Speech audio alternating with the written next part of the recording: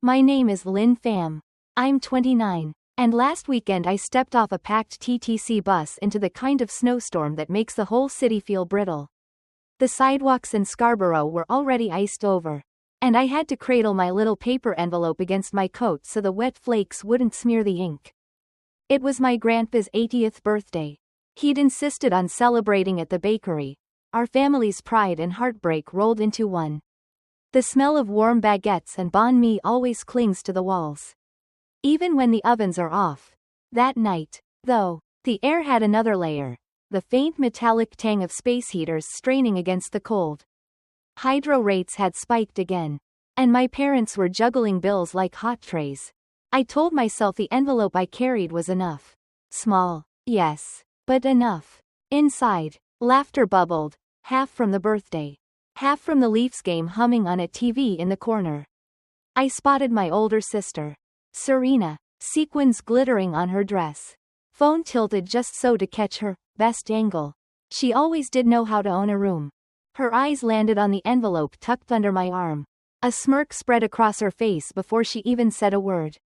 That's it, Lynn? Her voice was light, playful enough that strangers might call it a joke.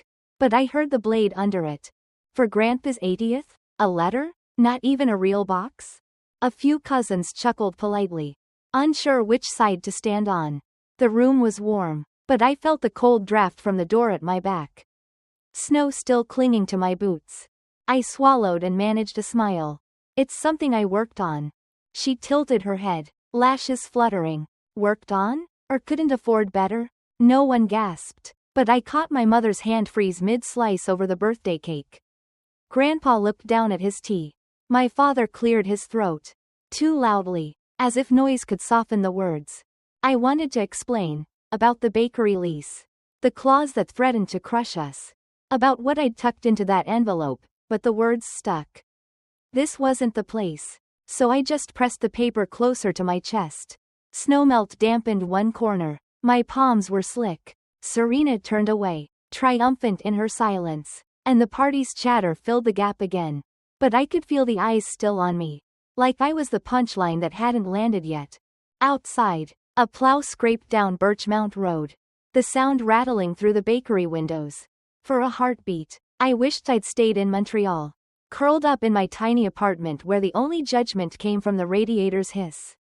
Instead, I was here, and in 17 minutes, when that envelope was opened, Serena would regret every word. The bakery always smelled like mornings, like butter brushed over crust. Like steam from pots of pho broth simmering for lunch. Tonight, though, the sweetness was undercut by something sharper. The electric hum of two space heaters plugged into a wall already near its limit. Every time the wind howled outside, the lights flickered. Scarborough winters don't play nice.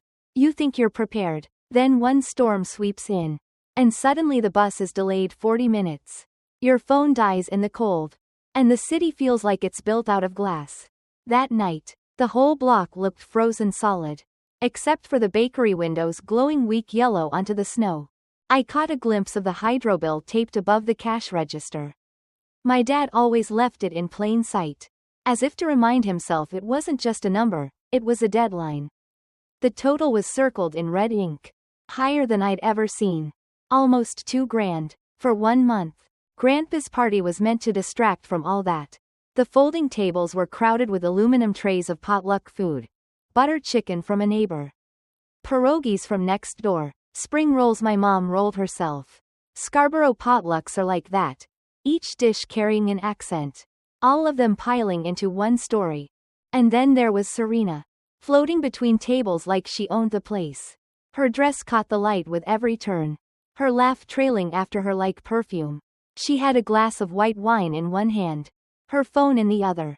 Did you see the condo staging I posted yesterday? She asked a cousin. Swiping through photos. That marble countertop? Imported. My client closed in 2 days. Her voice carried over the music. Louder than she realized, or maybe exactly as loud as she wanted. I settled near the back. Coat still damp. Envelope tucked in my lap. It wasn't just paper. Inside was a plan. The kind of thing you couldn't put on Instagram. Aunt Thou plopped down beside me. balancing a plate piled high. Lynn, you still renting in Montreal? Her fork hovered mid-air, tone casual but pointed. Yeah, I said, keeping it short. She clicked her tongue. At your age, Serena already had her first condo. I nodded, eyes fixed on the snow slipping down the window. What I didn't say, that I could have bought one. Maybe two, if I'd chosen differently, but money wasn't the only measure of a life. The truth is, Montreal gave me space. My apartment's tiny, second-hand couch. Kitchen the size of a closet, but it's mine. No one there cares if my jacket isn't designer or if I still take the bus. Here, though, every silence felt like an accusation. From across the room, Serena caught my eye, tilting her glass like a toast.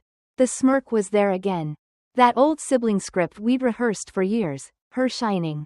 Me shrinking. I looked back down at the envelope. The edges were still damp.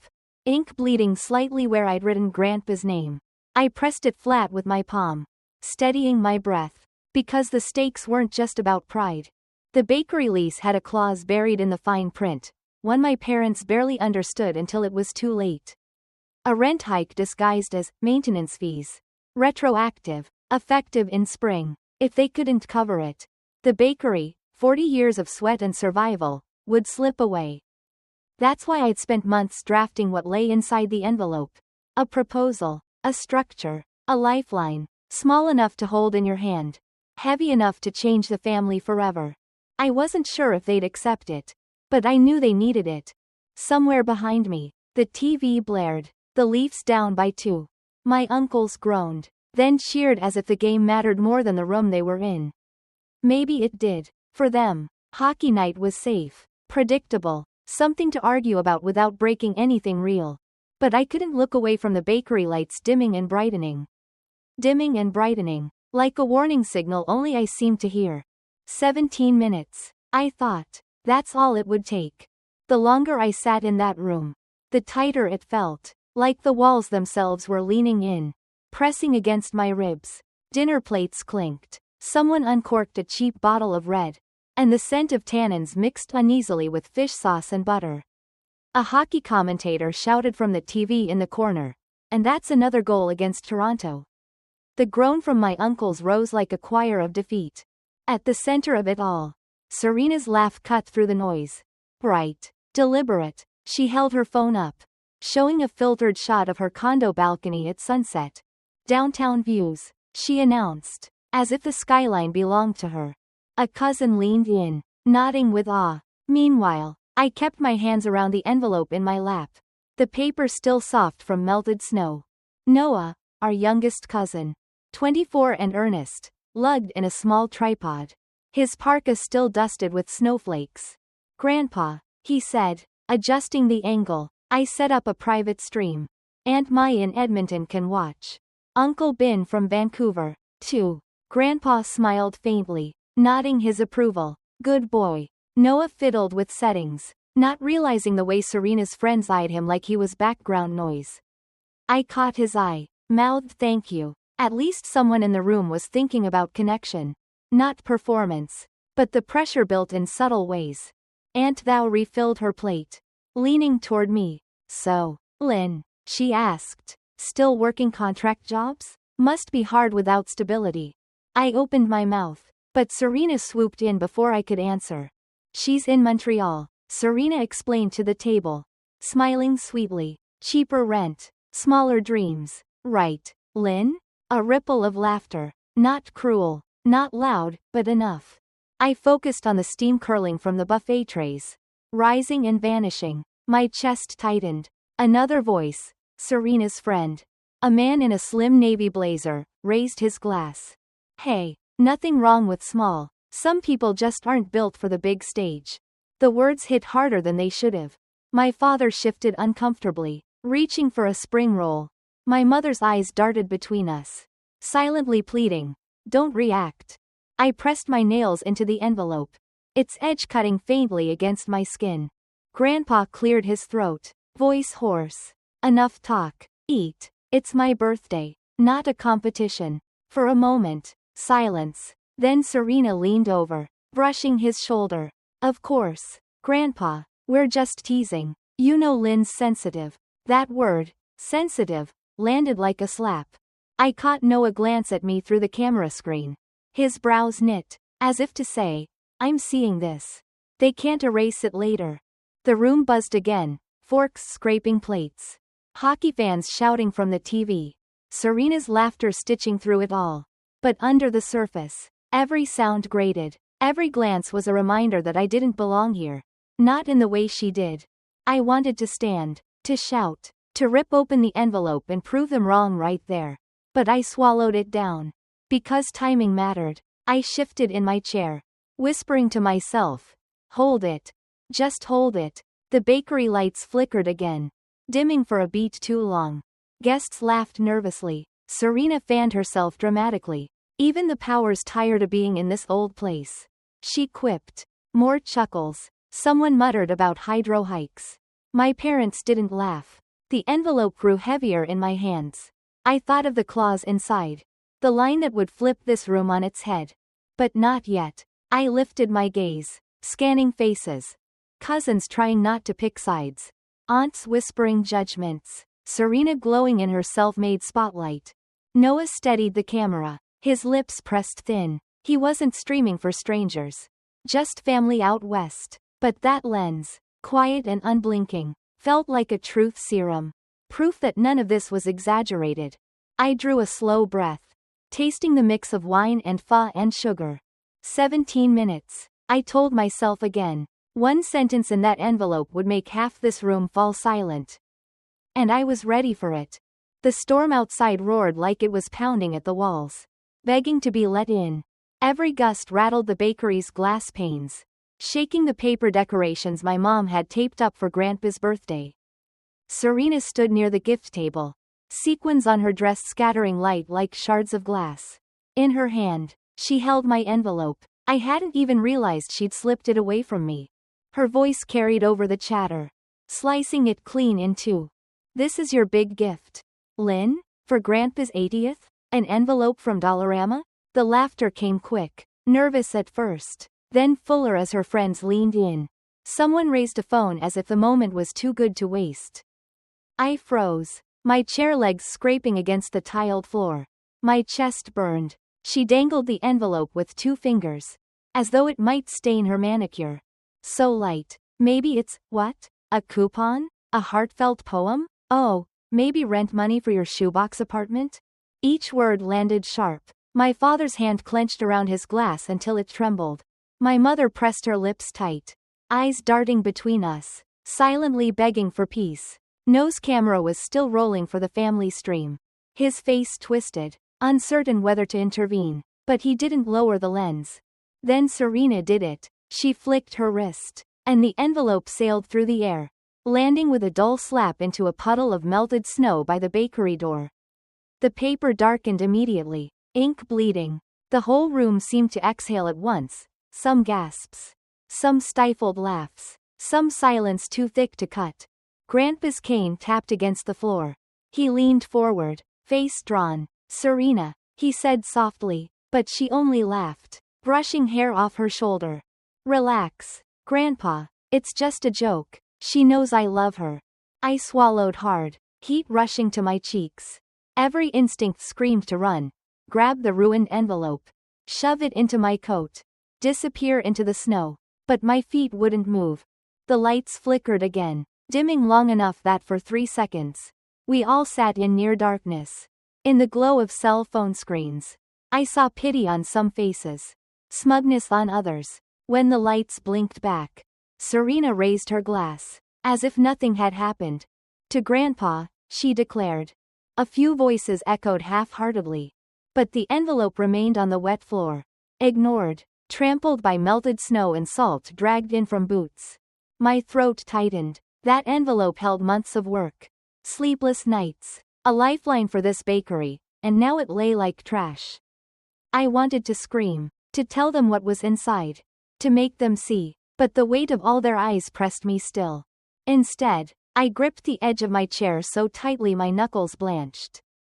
Serena's friend in the blazer leaned close to her, whispering too loudly, honestly, you should have expected more from your little sister. This is embarrassing. The word embarrassing echoed in my skull. Louder than the storm outside. Louder than the hockey announcer on TV. Louder than my own heartbeat. Nose camera light glowed faintly red. Quiet. Unblinking. Witness. I took one slow breath. My chest heavy. It wasn't just humiliation. It was theft, of dignity. Of truth. Of the chance to give my family hope the way I'd planned. But I swallowed the fire in my throat. Because I knew something Serena didn't. That envelope, ruined or not, still carried words that would change everything. And soon, the room that laughed at me would fall silent. When Serena's laughter echoed across the bakery, I felt it ricochet against years I had tried to bury. Because this wasn't new. It didn't start tonight. It started when we were kids. I was 10, Serena 14. She walked into the kitchen after school wearing a shiny pink jacket. The kind sent from relatives in California. Our aunts swarmed, voices high with delight. Serena, you're so beautiful. This girl will marry rich one day. I sat at the table, hunched over my math workbook, pencil smudging across the page.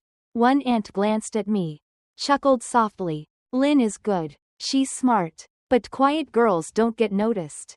The words burned quietly. Even then, I understood. Serena sparkled. I disappeared. Another memory. Sharper. I was 17. She 21. Dad collapsed behind the counter, clutching his chest. The bakery smelled of burnt baguettes and panic. We waited for the ambulance. Serena pacing with her phone in hand. I can't cancel my client meeting, she muttered. He's ready to buy a condo. I held Dad's hand, listening to the rasp of his breath.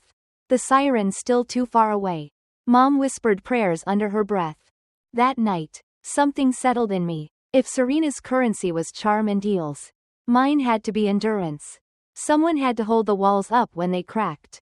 Years later, in Montreal, I signed my first short-term contract at a tech startup. The office reeked of burnt coffee and ambition. I worked past midnight most nights.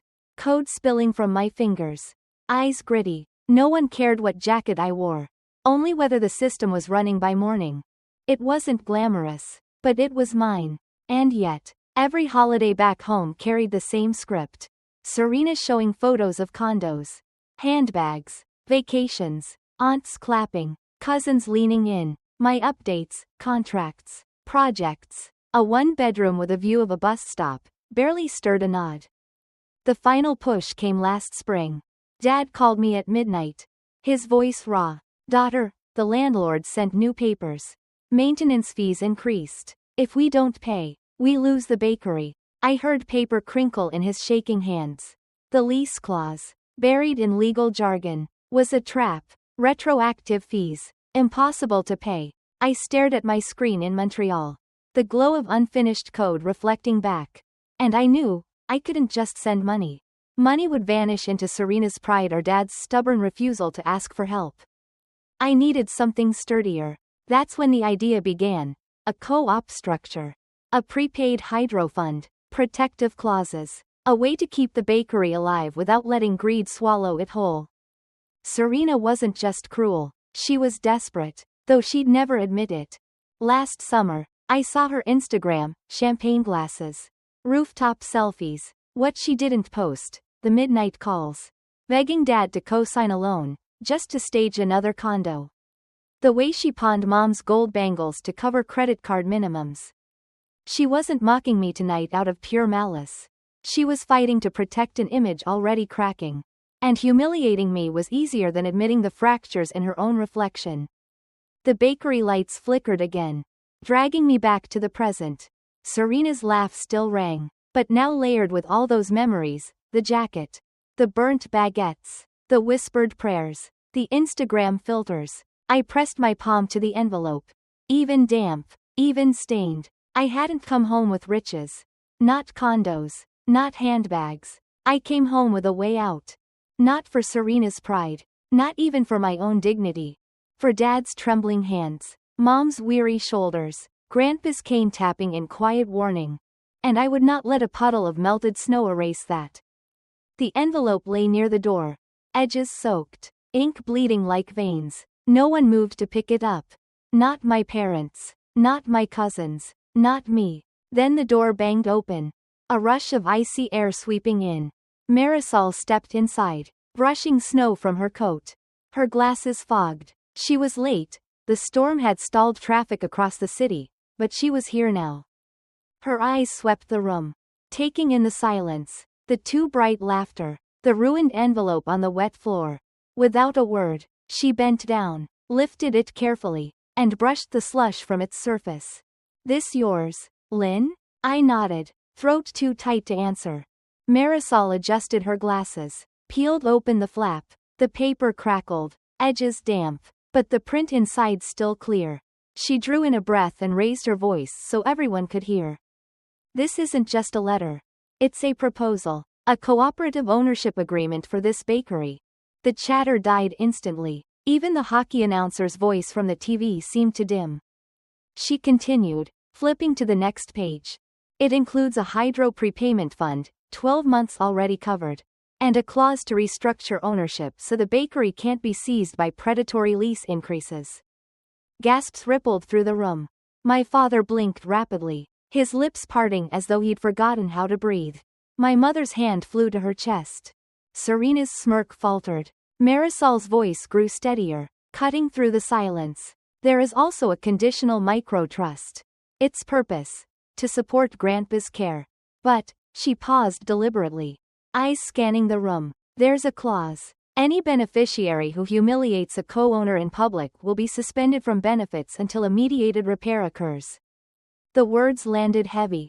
My stomach twisted, but I kept my gaze fixed on Serena. Her wineglass trembled slightly in her hand. She tried to laugh, but the sound cracked. You can't be serious. That's, what, some kind of prank? Marisol shook her head, calm but firm. This is a binding document. Witnessed. Notarized. Lynn has structured this with safeguards for dignity and accountability. Tonight's actions, well, they would activate the suspension. The silence thickened. Guests glanced at one another. Whispers threading through the air. Suspended, one cousin murmured. She just threw the envelope, another whispered. So she disqualified herself. A third added. Serena's cheeks flushed scarlet. She set her glass down too hard. Liquid sloshing over the rim. You all saw.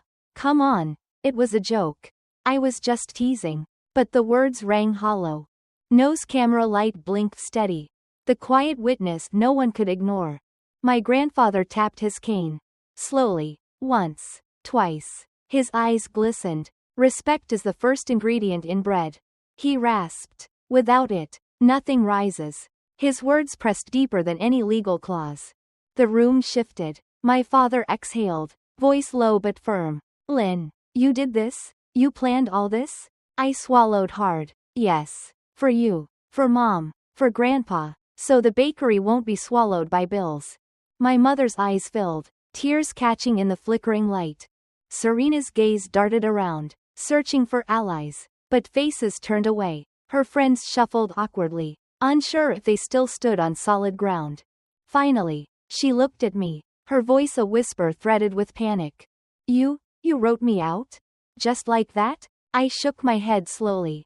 Not wrote you out. You wrote yourself out. The bakery hummed with silence. The storm outside pressed its fists against the glass. And for the first time in years, Serena had no words. Narration slows, steady as steel. The envelope might have been crumpled, damp, tossed like garbage, but what it carried was alive. Not wealth for show, not gifts for pride. A structure, a boundary, a future. And the one who laughed loudest had suspended herself without even realizing it. For a long moment, no one spoke. The only sound was the storm outside. Fists of snow and wind hammering against the glass. Serena's sequins no longer glittered. They looked gaudy under the trembling yellow light. She stood there, glass abandoned, eyes darting from face to face. Hunting for rescue. None came. No's tripod camera blinked steadily in the corner. What was meant as a simple family stream for Edmonton and Vancouver relatives now pulsed like a red witness light. The cousins watching remotely had seen everything, the mocking, the toss, the laughter. There was no erasing it. Serena swallowed hard. Her voice, usually sharp, came out thin. I didn't mean it. You all know I was joking. Grandpa tapped his cane, slow and deliberate. A joke is only funny if the person laughed with you. Did Lynn laugh? Silence. My father rubbed his forehead. Lines deepening. My mother's hands twisted the hem of her apron. They didn't speak, but the shame in their silence was deafening. Serena's chest rose and fell quickly. Look, I've been under pressure, okay? Listings are slow. Interest rates are killing the market. Clients expect appearances. Do you know how hard it is to keep up? Her words tumbled out, desperate, not for empathy but for absolution. I met her gaze, steady. So you broke me down to build yourself up? She flinched, as if I'd struck her. No, that's not, her voice cracked. From the side, Noah cleared his throat. I think you should know, they're still watching. He pointed to the tablet showing the stream. Dozens of small family faces filled the screen. Quiet but present. They'd seen everything. They were still seeing. Serena's shoulders sagged. For once, she couldn't edit the narrative. My grandfather leaned forward, his voice soft but unyielding. Serena, image is wind. It blows cold, then gone. Bread is work. Work stays warm. Which have you chosen? Her eyes glistened. I didn't want to lose face. He shook his head. And now you've lost family instead. The words settled like snow. Heavy, undeniable. I inhaled, steadying my voice. Serena, the clause in that envelope wasn't about cutting you out. It was about setting boundaries. Respect goes both ways. Her lips trembled. So what now? You just erase me? I shook my head. Not erase. But there are conditions. The room leaned in, breathless. I continued. If you want to be part of this, you'll have to do 3 things. 1. Apologize without cameras. Without filters. No audience. 2. Show up at the bakery for 2 morning shifts. 5 a.m. Side by side with mom and dad. 3. Sit with the co-op counsel and listen before you speak. Gasps circled the room. My father's eyes widened. My mother's lips parted as if to object. But then she closed them again. Nodding faintly. Serena's face crumpled. You're humiliating me. I shook my head. I'm inviting you. The humiliation was yours, not mine. The repair has to be. 2. For the first time that night, the storm outside seemed to quiet, as though the house itself was listening. Serena's eyes dropped to the floor. Her sequins caught no light now. Her voice was almost a whisper. Would you even believe me if I tried? I didn't answer right away. I let the silence work. Let her feel the weight of choice. Finally, I said, that depends. Would you actually show up at 5 a.m. to roll dough? Her breath caught. The question hung in the air, sharp and impossible to dodge. And in that moment, the power in the room shifted, not toward me. Not even against Serena, but toward something truer. A chance for repair, if she dared take it. The night ended without applause. Guests left slowly, some murmuring goodbyes, others avoiding Serena's eyes. The storm had eased, leaving snow piled high against the curbs. The world outside muffled and pale. I slipped my coat back on. The damp envelope pressed close to my chest. Inside it no longer felt fragile, it carried weight. A shape no storm could dissolve. Serena stood near the counter. Sequins dull now, her phone face down for once. She opened her mouth, but the words caught, lodged somewhere between pride and plea. I didn't push. Think about it, I said simply, brushing past her toward the door. The conditions are clear. It's up to you. The next morning, Scarborough woke to a world blanketed white. A plow scraped down Birchmount Road, its engine growling low. The sound vibrated through the windows of the bakery as I unlocked the door. Inside, the air was cold but familiar. I flicked on the lights, their glow warming the tiled floor, pushing back the shadows. The smell of yeast and flour clung to the walls, waiting for hands to bring it alive again. Dad shuffled in behind me, rubbing his shoulders. Mom followed, apron already tied. Grandpa settled into his chair by the window, cane resting at his side. His eyes shone as he watched me roll up my sleeves. This was why I'd come. Not to expose, not to punish, but to keep this warmth alive. At 5 a.m., the door creaked. Serena stood there, hair pulled back, cheeks raw from the cold. She looked smaller without the sequins. Her coat simple, her hands empty. No one spoke. She stepped inside, hesitated, then reached for an apron. The silence was heavier than any words.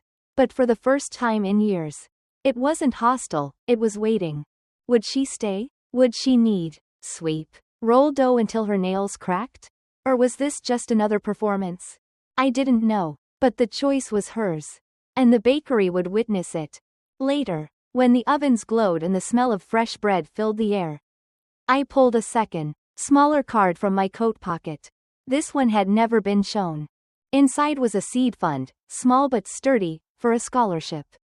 Meant for immigrant teens who dreamed beyond what people told them they were worth.